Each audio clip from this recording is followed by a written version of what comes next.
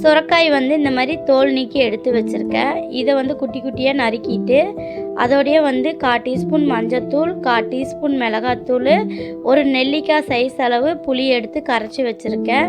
அதையும் வந்து அந்த தண்ணி வந்து இந்த சுரைக்காவோடையே வந்து நீங்கள் கலந்து நல்லா வேக ஆரம்பிக்கட்டும். அடுத்து வந்து வெந்தயம், சீரகம், உளுந்தப்பருப்பு, தனியா போட்டு நல்லா பொன்னிறமாக வர வரைக்கும் வறுத்துக்கங்க.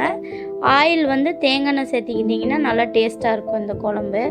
பொன்னிறமாக வந்ததுக்கப்புறமா அதோட வந்து நான் ஒரு 4 வரமிளகா வந்து கிள்ளி வச்சுருக்கேன்.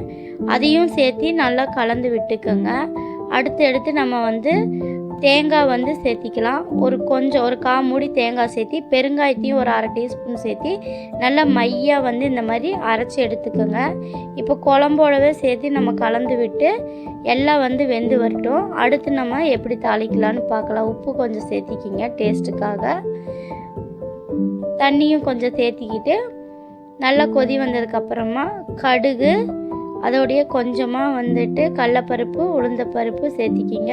பூண்டு வந்து நச்சு வச்சுருக்கேன், அதையும் சேர்த்திட்டு தக்காளியும் சேர்த்தி நல்லா வதக்கி விடுங்க.